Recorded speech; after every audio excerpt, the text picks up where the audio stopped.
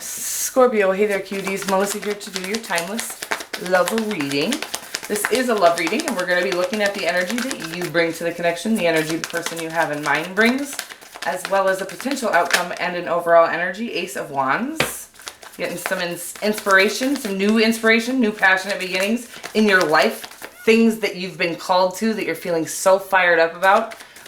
Because they're yours. I'm excited for you, whatever this is. I got like this, just feeling very inspired. Lots of calls, lots of downloads, lots of psychic information coming through you. It's like almost that, I don't know, I just woke up one day and I just felt like I wanted to start this business and it became an empire. That's the feeling I just got when I saw that Ace of Wands. Anyhow, anything you need to know about me, Scorpio, you can find in the About section of my channel or on my website, which is also linked in the About section, the star. Yeah, your star status, okay? Could be dealing with an Aquarius, but I really feel like this is about you just being a star. Let's get more, obviously, we're not even into the reading at this time, but I do feel like you're being called to stardom of your own kind. Everybody's not going to be famous. I'm not trying to predict your future. You'll know I'm talking about you, period. Any of my readings, and you'll find this out in the About section, are going to be your current situation and how to navigate it, period, point blank. Whatever messages want to come through. My guides don't like to give you too much information about your future because, except for how to get there, because that's just not, it takes away the whole living experience, okay? The Strength card is in your energy. The Queen of Wands is in your person's energy. Again, passion, excitement, just so much love, loyalty, passion, and excitement. We do have the Five of Swords, though. The Five of Wands in the outcome here. We'll get more on this. The Awakening card. This is your card, the Judgment card. And then we do have the Fool, which is Aquarius. Very strong Aquarius here. The Three of Wands, and the Eight of Wands. I feel like communication and clarity coming. I feel like you've been sitting patiently with the Strength card there, waiting for your ships to come in on work you've put in. Listening to your spirit over your ego, which is probably the hardest thing you'll ever do, but the most rewarding thing you'll ever do as well. Listening to your spirit, it does entail usually giving up the need to be approved or approved by or appease those around you. Really understanding that the only job you have here in this lifetime truly is to fulfill yourself. And then anything and anyone you come into contact with will be fulfilled naturally. Just, at least momentarily, they'll feel at ease in your presence because you're fulfilled, right? You can feel that sort of unfulfilled energy on people. I know you can because you're a Scorpio. It's like when you walk up on someone, right? When you're talking to somebody, you can just feel that negative vibe. You're like, yo, this motherfucker wants to fight. That's what I'm feeling right now, right? You can feel that shit from miles away when somebody wants to fight. That is unhealed pain. That is somebody who's listened to their ego continuously over and over instead of just stopping, feeling the pain of their past and releasing it, like you're doing with the Patience or the Strength card. The Strength card really is about that, like listening to your calls, which are often just come lay in bed, honey, and cry it out for the day. We got to feel every single thing that we've held on to from our past, or we're never going to be healed. Healed is a very important place to be because we will literally sabotage everything in our path if we haven't healed ourselves. The Awakening card, again, is like the Judgment card and is about an awakening. It's the overarching energy of this connection, and it's a major arcana, so it means this is a major connection, a true, deep, spiritual connection. That doesn't always mean your life partner. We do have the Five of Wands in the energy. We're going to get clarifiers on all of this. Again, my readings aren't here to predict the future. You'll know this is your story if it's your story, okay? Could be dealing with a Leo or an Aries or another Scorpio at this time.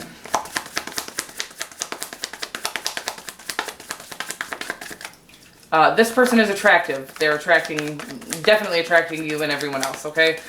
This is somebody who is the life of the party. This is somebody who is, wow, the King of Wands just wanted to pop out. We're going to keep shuffling to see if it comes out.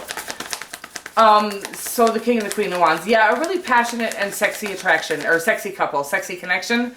And I do feel like sometimes this just causes a bit of friction because, oh my God, weird message. I love my guides. They are hilarious. I'm not actually funny. It's my guides. If you ever laugh in my readings, you just know that I have the best guides out there. But it was... I can't, because listen, I'm not making fun of chubby people. I'm chubby. It's like two chubby people trying to do it, okay? Like, they're just friction. Their bellies are bumping, okay? Weird message. I'm so sorry, you guys. But that's what I feel like when two powerful people come into connection. It's similar to that. It's like they keep bumping powers, right? Weird message. Yeah, that's all I got right now. So I do feel like, look at how much strength is in this connection. But yeah, again, there's going to be moments with two powerful people, not much passion within each of you. There's going to be moments of friction, period. That's all I got. Okay, the Five of Pentacles, the Eight of Wands. It's like, oh shit. The Nine of Swords. It's like feeling left out and then clarity is coming, okay? I'm just going to tell you right now, your patience is going to pay off. I know this is what it's saying right now, is like you've been patient, more patient than most people could ever be, with whatever results you're waiting on, and it's causing stress and anxiety. And the truth is, the stress and anxiety, the Nine of Swords for me, actually both of these are a need to surrender to the divine. And that's easier said than done, especially if you don't have a real true belief in the divine. I would imagine you have some belief in it since you're here. But it is, we all have our own perception of it, right? Because it is all just downloaded by way of gifts and our own talents, gifts, skills, and abilities. Our beliefs are downloaded through us. Some of us go to others to seek out our belief system, which I think is never a good idea. I think always go with what feels right from within you, what the thoughts that come through your head. Those are psychic downloads. Anyways, neither here nor there. Whatever your belief in the divine is, it's about really needing to trust that they have your best interest at heart and your plan is already made up. Your path is already there. You just need to continuously choose your spirit over your ego to get to it. Now, we all have two things calling us at all times, our ego and our spirit. And it's like, I'm not judging anybody. If you want to listen to your ego, that's just fine. You're probably not going to make it to your dreams by doing that. You may have fun times, fun moments, even fun months, years, weeks, whatever it is. But if you want true fulfillment from the inside out and to stop this Five of Pentacles and Nine of Swords energy from coming in, it is about following your spirit diligently, even if your rewards and your results are not anywhere in sight. Continuously follow what you're called to. If this doesn't feel comfortable, like for instance, I'm just going to give you an example because I feel like I need to give more of a clear example. Every time I would have a personal reading, I would feel uncomfortable. Like my body would get uncomfortable. I love working with people one-on-one, don't get me wrong, but there was something in it like I tried to make it very clear that my readings are not intended to read the future, that I'm just here to help guide people, and that's mostly what people would come to me for is guidance. There was something that wasn't feeling right about the personal reading, so I stopped taking them because I just, no matter how, even the good, feedback I got, no matter how good the feedback was, every time I went to do a personal reading, it felt weird, and I didn't know what it was because I love working with people. So whatever it is, my spirit kept saying, no, honey, we don't take money for this. This is what your gift is, and this is what you're here to share with the world. Now, if YouTube wants to pay you for it, fine. Which, by the way, isn't much. But the truth is, whatever it is, your spirit is always trying to tell you something. But we are very good at ignoring it because our ego is much louder originally, right? So my ego, wanted to help people. That's a real thing. It's like my ego wanted to help people. One-on-one help people. Like I felt like I needed to help people. And also obviously my ego thought that I needed to make an income. I'm sorry for going into this for so long. I just want you to understand that the truth is your ego is always calling you and your spirit is always calling you. So those little moments where you go, oh, that just doesn't feel right. I can't figure out what it is. I like the money. I like this. I like that. But there's something that don't feel right. That's your spirit saying, hey, this ain't right. And it is hard to hear originally. When you start to listen to your spirit, it becomes much louder and your ego gets much quieter. But right now, I feel like we've listened to our ego and it's running us into spaces where we feel stressed out, alone, and left out, period. That's what I feel like. You might have walked away from some people, places, and things that didn't serve you and you're feeling left out by God. I'm just going to tell you right now that if you're following your spirit, He does not disappoint. That's a period, point blank, okay? Now, I'm not religious at all. I do love God, the creator, the divine, whatever you want to call it, your higher self, your guides, or the universe. It doesn't matter to me. It's all the same thing. It's all just one energy that we're all made up. All of our souls are a part of, okay? And again, it's like, listen, I've done the diligent work. Why am I not seeing the results? there's something likely that we're still holding on to from our past, whatever that may be. You're working on it. The Creator's working on it with you. Continuously follow your spirit and your rewards will be here. With the Eight of Wands, clarity is coming. It is the quick, successful conclusion to a confusing situation. So I do feel like you've just felt left out by God. Confused, not confused. I don't like that word because I think it should just be like stricken from the book. Okay? Strike that from the whatever weird message. Could be a Taurus that you're dealing with. I feel like strike that from the records. One of you might work for the court system. That keeps coming through right now. It's the weirdest thing. Taurus popped out again. That's crazy as hell, right? Marriage could be coming, but I do feel like it's going to be by way of you surrendering to the divine. You got this, divine. I always think I know what I want for me. Look at all the shit I've gotten myself into. That's what I'm feeling like right now. This could be a Sagittarius, an Aries, a Capricorn. Or my God, the Taurus. Okay, that's so funny. Or a Taurus. Okay, very strong Earth. But most importantly, this is somebody you're going to actually have a relationship with, or a marriage with, I should say. At least they're thinking of marriage and stability with you. Okay, I feel like they're listening to their spirit. You got two of the two cards that to me really truly, a lot of them mean taming your ego or listening to your spirit over your ego. The Strength card and the Temperance card both very much mean that to me. Listening to your heart over your head, balancing your head and your heart out, because we've been taught to think with our brain, and that's the more practical thing to do. We should have been thinking with our heart the whole time.